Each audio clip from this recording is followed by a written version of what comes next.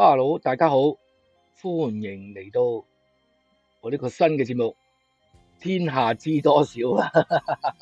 咁啊，點解又真係諗唔到名啊？真係俾封到啲名都唔見晒啊！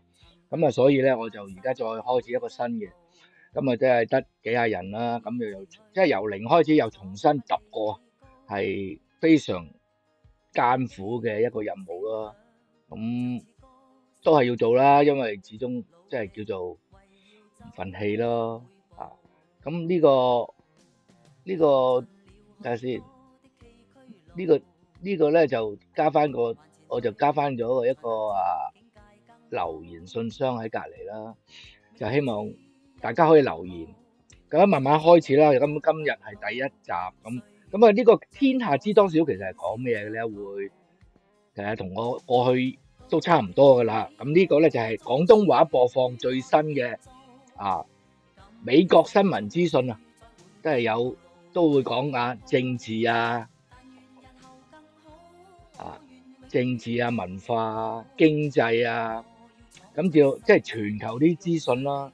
咁我盡量咧就喺深入淺出嘅方法咧，就同大家分析一下美國發生緊咩事，同埋點解美國會發生呢啲咁嘅事，呢個係非常之重要嘅。咁而家希望等一等，等我再試下 share 下出去俾人啦，睇下出唔出到嚟先。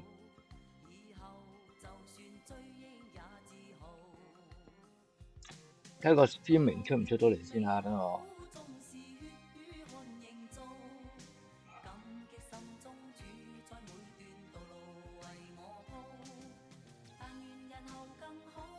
Hello，如果你見到嘅話咧，就麻煩你俾個留言啦嚇。咁我知道出到嚟啦，因為都係呢個都係嘗新嘢。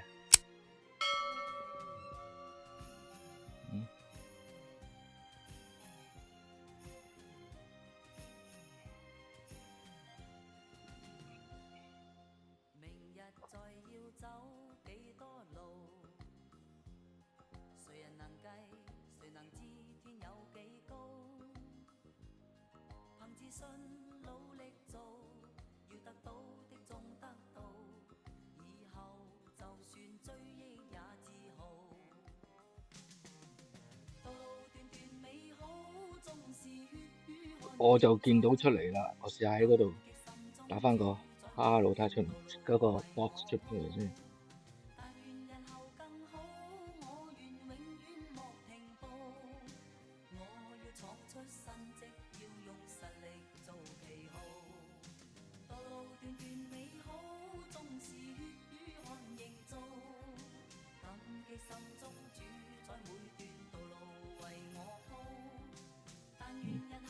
仲未出到嚟咁。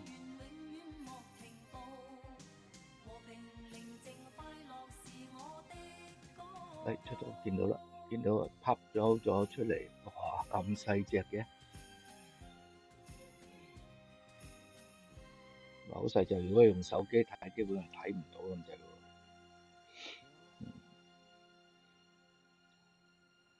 咁我要開少少聲先。見到拍咗出嚟。咁都有啲聲啦，係咪好大聲我又唔係好 sure。咁而家咧呢個可能要用呢個方法再整大隻啲字啦。等我陣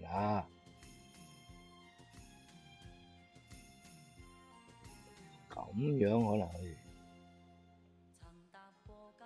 咁樣睇下冇大隻啲啦。係咁樣可以大隻啲啦。再之後就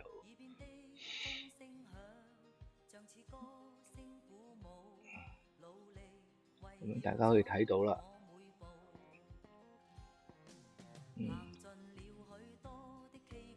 因為好多人都係用手機睇嘅，咁樣用手機睇咧，咁就未必會睇得到咯。如果唔係嘅話，咁而家都睇到啦，用手機。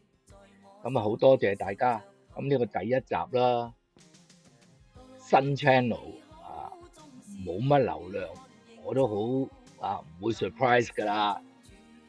咁今日有4個題目俾大家，我希望咧用好快嘅速度啦，咁同大家講一講。第一咧就先講下馬克思點解會離開 Trump 呢個 administration 咧？呢個梗係好多人都會匪夷所思嘅，會問點解啦？點解會發生啊？係咪即係有謠言啊？點解我會做咧？呢個節目講呢個 topic 咧，亦都係因為有啲謠言咧，就話阿 Trump 咧同馬斯克，唔係馬克思，係馬斯克馬斯克就反咗面，所以咧佢哋咧就唔撈啦咁樣。咁其實咧就唔係呢一回事嘅。咁一開始嗰陣時咧Elon Musk 咧都講都知道佢唔會長期留喺 Doge 嗰度噶啦。咁佢 set up 好之後咧，咁一班人去識做嘅話咧，佢都會退出嚟噶啦，留翻俾啲即係嗰班人做咯。咁即係咁啦。咁希望咧，咁樣 OK。咁睇下可唔可以拉翻算啦。下次再整靚啲嗰個留言信箱啦，俾大家。咁其實咧就唔係完全唔係呢回事。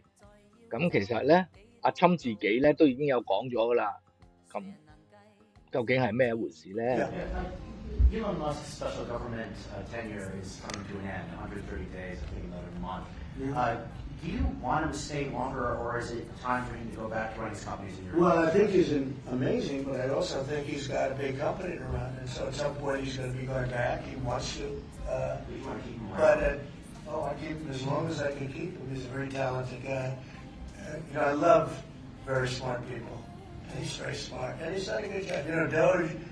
Doge is, we found numbers that nobody can even believe, like 400 billion, 500 billion, it could be close to $1 trillion by the time they end on different things. And he's led the charge, and you've seen a lot of these people, and these are people that joined up. I always say they're high IQ people. I like high IQ people.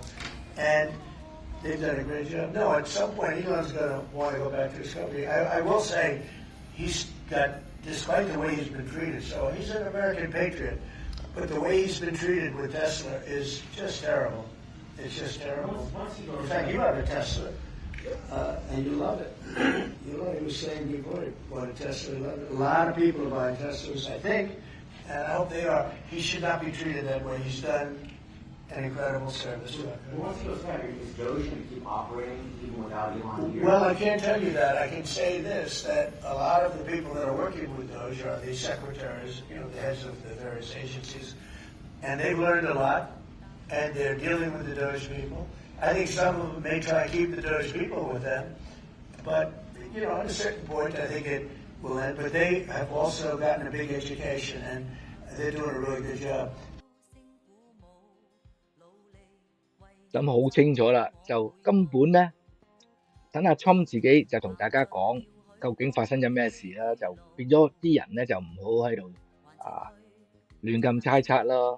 咁亦都做好多謠言啦。咁希望即係我亦都希望Elon Musk 咧可以自己咧翻去處理佢自己嗰個 Tesla 仲有嗰啲 robot 咁其實好多嘢佢手頭上已經好多嘢做。Neuralink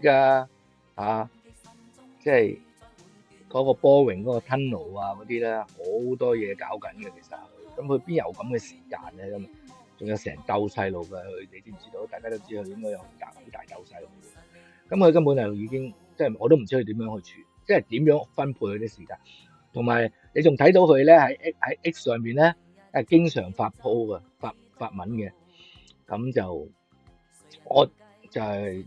真係唔知啦，咁就係講下下一個題目啦，同大家關於啲錢銀問題啦。咁呢個題目咧，其實我都有去諮詢，即係去問一啲投資，即係做投資嘅人嗰啲行業嘅朋友噶啦，我都有問佢，哇 Bitcoin 如果要去放喺嗰啲 IRA 嗰啲之類嗰啲嘢點算咧？其實咧。而家咧已經好多公司咧都接受咧你去將你嘅投資轉去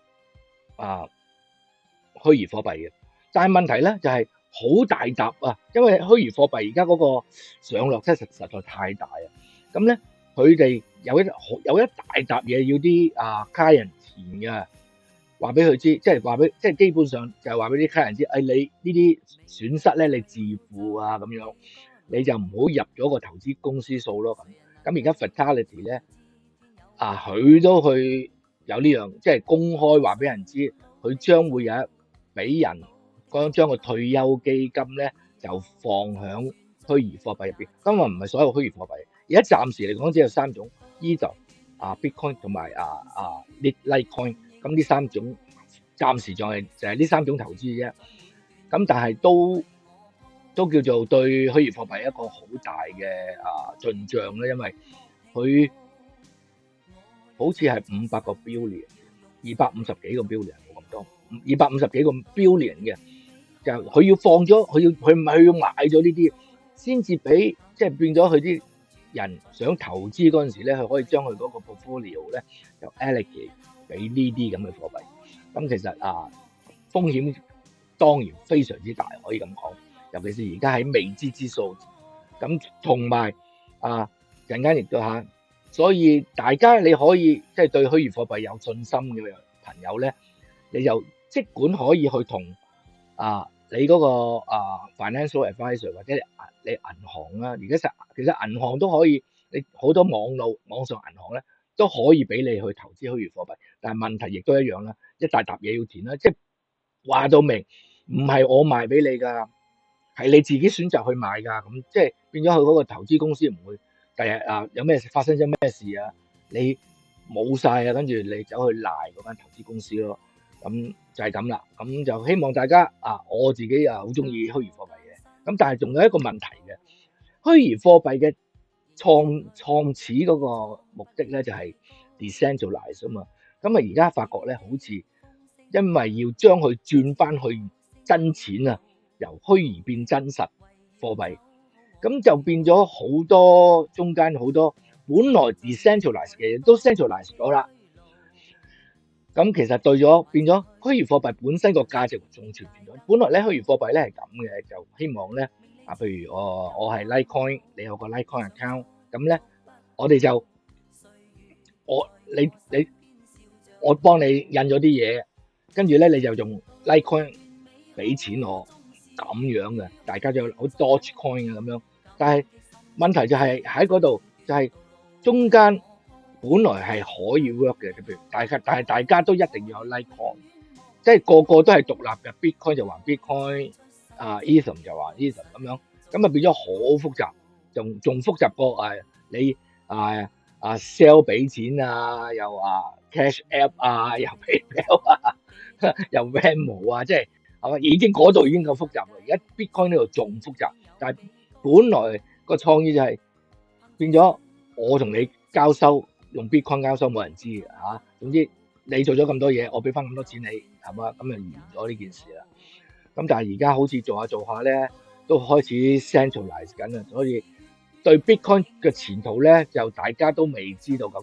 變咗而家係變咗一個投資咁嘅同買金買股票咁差唔多咁咯。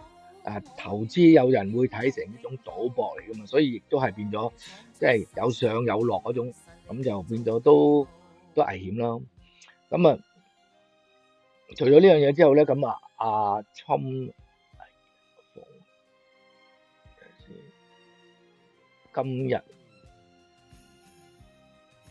今日咧有個即係都算係大新聞啦。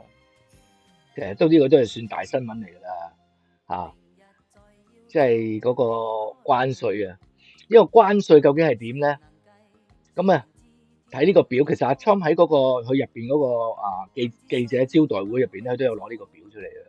咁佢都有解釋到呢個你見到橙色嗰行咧，橙色呢行嘢咧，黃色呢行嘢咧，其實咧就係我哋準備收人嘅關稅好似大陸嚟啦，我哋收佢34%關稅，咁咧咁藍色呢個係咩嚟嘅？藍色呢個啊，藍色呢個咧，其實咧就係佢收緊我哋嘅關稅啊。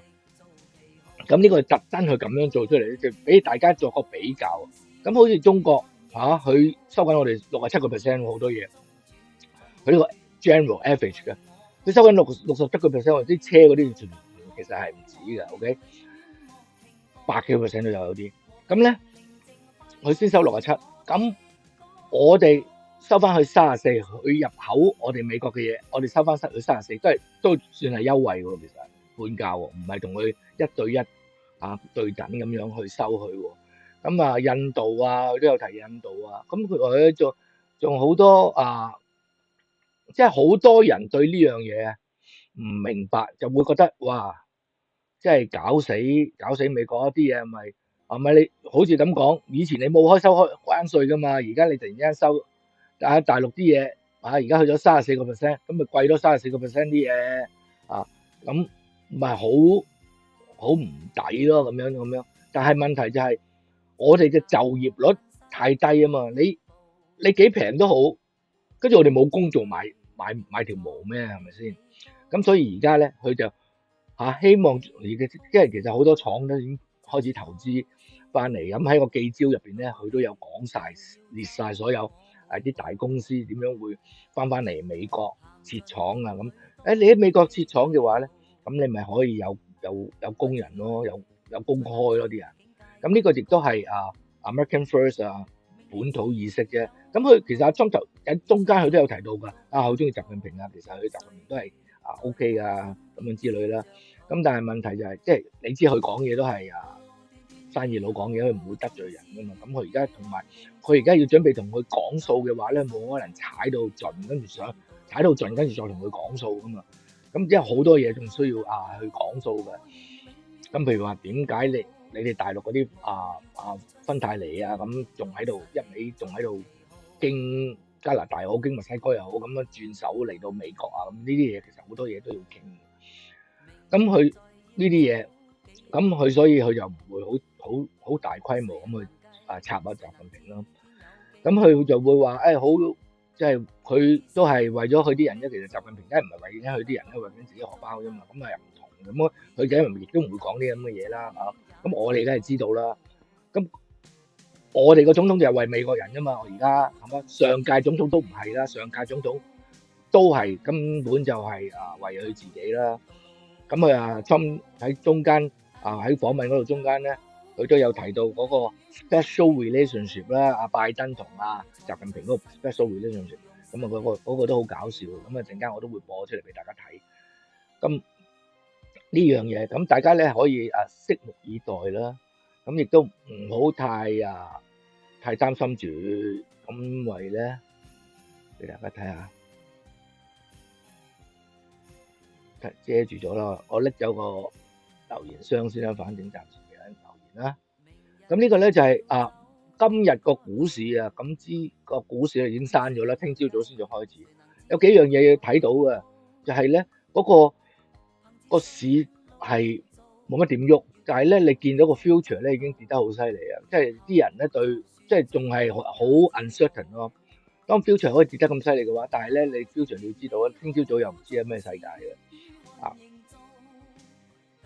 咁所以咧，而家佢哋暫時嚟講，因為佢都係睇緊，覺得嗰個經濟仲係會下滑。你咁樣加關稅咧，啲人個消費能力咧係未有即係同埋咧，你嗰個工廠喺美國咧，即係唔係即刻變出嚟噶嘛？工廠都要一段時間先起好噶嘛，仲要請工人咧。咁呢啲成個過程咧都需要一段時間。咁一時三刻咧，咁而家係點樣處理咧？咁呢個咧亦都係阿Trump要去面對啦。咁我哋見到啦，個市即刻有反應啦。其實咁都俾人插噶啦，都俾左邊嗰邊啲人喺度咁樣。哇！你睇下大冧嗰啲 future 係嘛，成2-3%係咁樣跌4%Nasdaq咁好勁啦，咁佢死啦係嘛？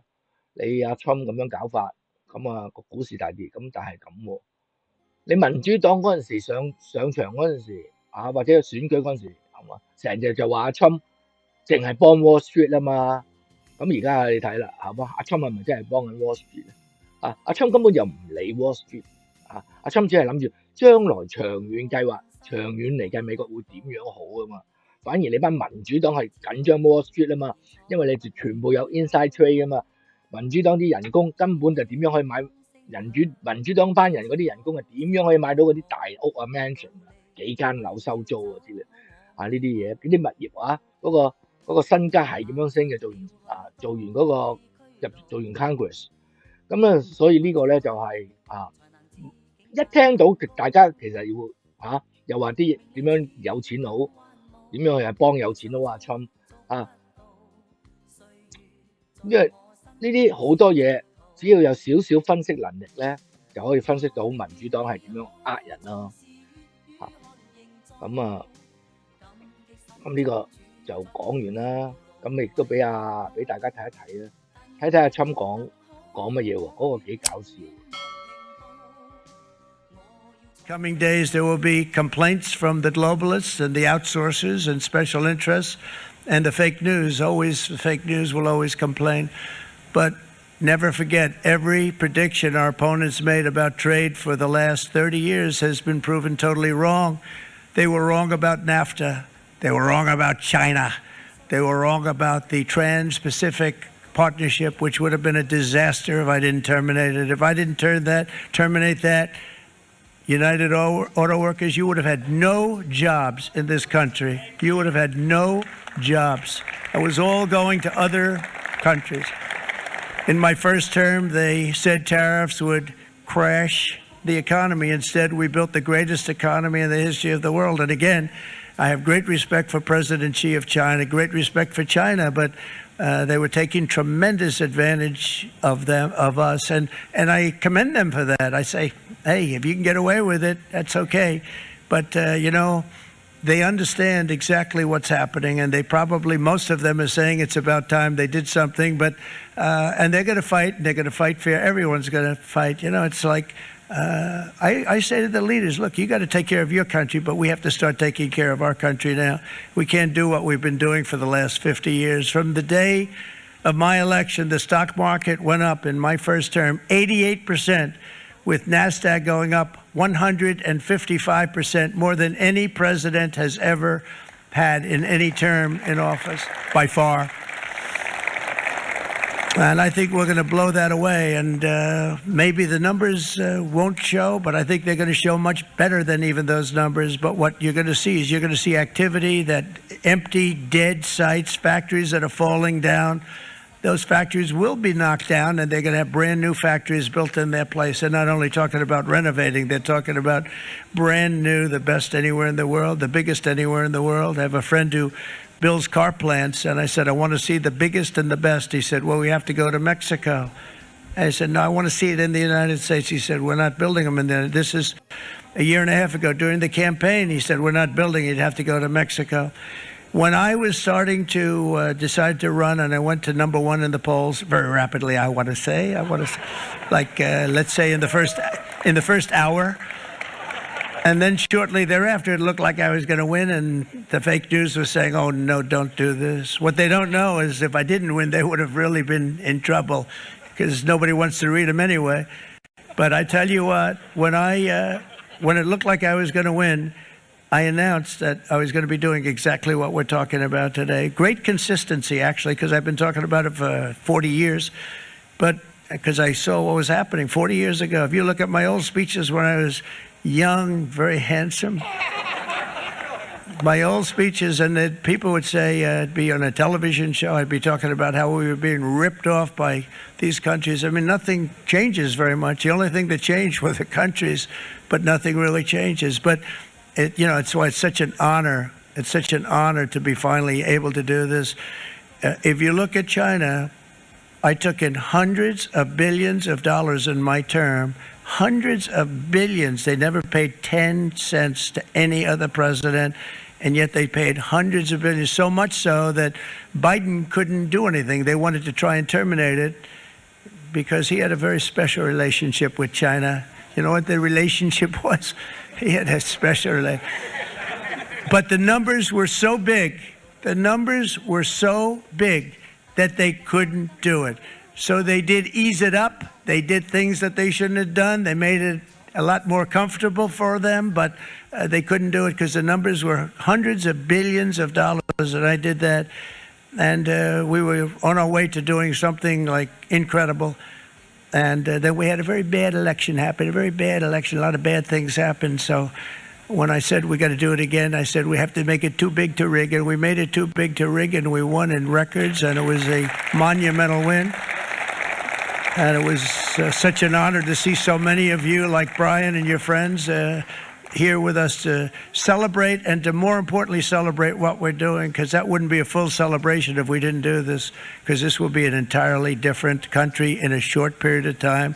It'll be something the whole world will be talking about it. The critics made the very tired predictions earlier this year, but in February, core inflation dropped to the lowest rate in 4 years.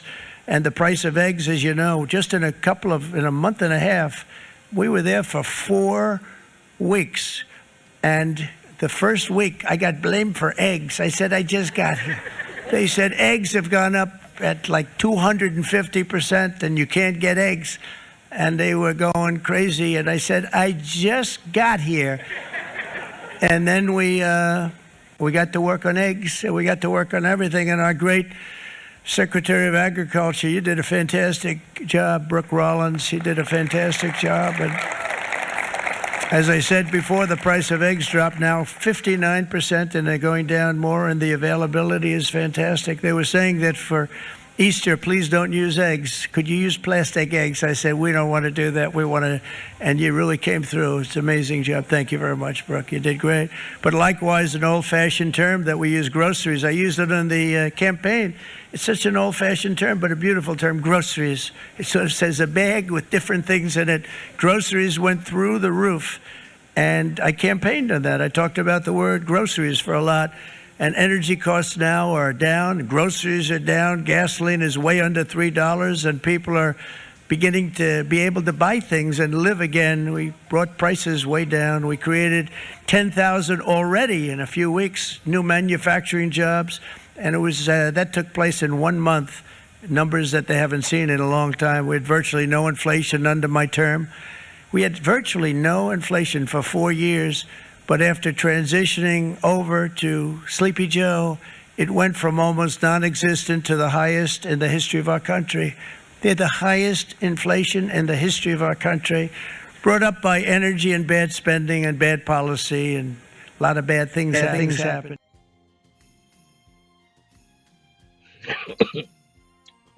好誇張啦！大家都見到啊，你知阿侵講嘢就好誇張嘅，好多嘢係誇張咗嘅。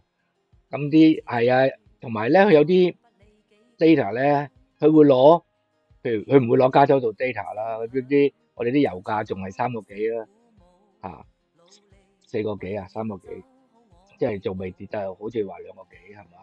喺有啲州埃塔豪啊嗰啲咧就開始就已經2個幾啦咁啲蛋啊，亦都未跌到真係正常水平啦。咁有冇59% 跌咗？我就好似都係有啲懷疑啦。咁可能都係喺加州啦，咁喺第二啲州可能已經跌咗比較多啲，所以佢講嘢咧就好 general 嘅，係嗰啲一去到啲數據咧，啲左媒咧就會將到實嘅，就話阿侵係講大話、作大之類咁嘅嘢。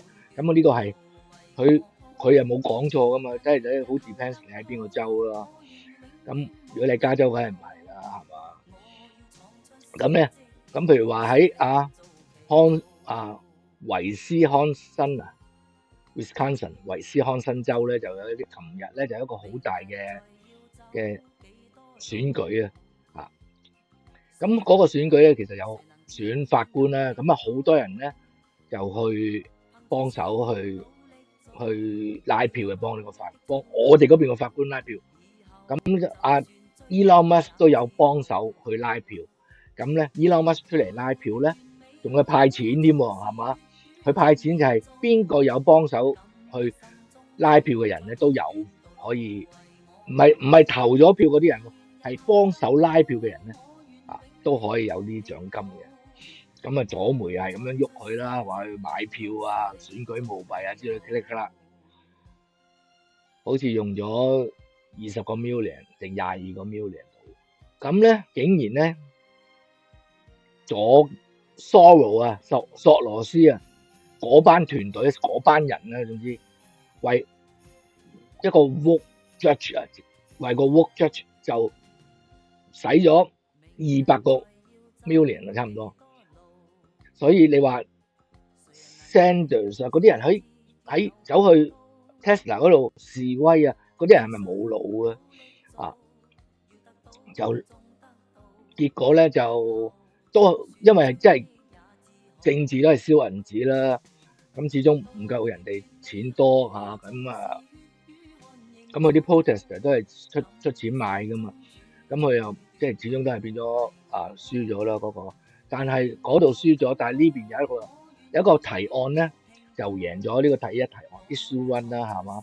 就係咧要 voter ID 嘅，咁其實咧 Wisconsin 咧已經 require voter ID 嘅，但係咧就喺法律層面嘅啫，喺法律上選舉投票你要 voter ID， 但係而家今次咧佢哋竟然有差唔多62% 啦嘅人咧去贊成呢個提案，咁呢個提案你反正你就好奇怪啦，你啲人如果唔知道嗰個我哋美國呢個制度呢個規矩嘅話，咁啊自己已經係法律啦，咁你仲使乜去搞咩提案啫咁？問題就係如果你係法律係隨時可以改，但係如果係憲法入邊嘅amend 修正案啊叫做係，如果喺憲法入邊嘅修正案嘅話咧，咁咧就需要比較即係要推翻嘅難度比較大啲咯。咁而家咧就佢哋結果就真係可以贏咗啦。咁我哋美國有美國嘅憲法，州有州嘅憲法，好多人都唔知道。哇，咁鬼複雜嘅美國係美國係50個國家嚟嘅 ，OK？ 咁咧所以咧每個國家仔我哋加州有我哋加州嘅憲法聯邦有聯邦憲法啦，我哋嘅 US Constitution 啦，好多人都聽過，但係好多人都唔知道加州都有個憲法嘅。其實加州憲法同聯邦憲法咧，其實冇乜抵觸嘅，因為都係差唔多類似嘅嘢，不過有時有啲細節嘅嘢會唔同啦。譬如話，好似而家佢哋Wisconsin 就會有呢個 voter ID 呢個 amend 咗喺入邊啦，即係修正案放咗入去Wisconsin 嘅 Constitution 入邊，咁大家就冇喎，係咪？所以呢啲就係呢啲細節上面會有所不同。咁就因為咁，我亦都想講呢個題目俾大家知道咧，即係當理解美國法律嗰陣時咧，美國有普通法，亦都有憲法。咁如果喺普通嘅法律上邊有即係要 require photo ID 咁嘅投票，咁但係咧轉咗將來有一日，佢哋亦都有可能將呢個推翻，就好容易嘅啫即係喺佢哋嗰個capital 嗰度個州嘅 capital 入邊，咁佢哋就可以推翻呢個法例嘅。要推翻法例又好容易，但係要推翻修正案咧，就要起碼要2/3通過。咁2/3我哋每個州咧，亦都係有眾議眾同埋眾參兩邊嘅。咁亦都係根據佢入邊嘅人口嚟去計佢哋入邊嗰個每個州嗰個嘅人口嚟計，嚟根據佢哋嘅人口嚟會去定佢哋個有幾多個州議員，有幾多個州參議員咁樣嗰啲咯。咁好啊，咁就好快咁同大家講咗4個 topic 啦，希望大家幫手留言或者 share 出去，俾呢個節目咁等更多人可以嚟收睇啦。咁改咗呢個名，天下知多啲，應該都有排都唔會改呢個名，我會繼續嘗試去做多啲節目再俾多啲資訊俾多啲人知道究竟美國係咩一回事啦唔好俾啲左媒喺度造謠呃咗啦。OK， 好，下次再見，拜拜。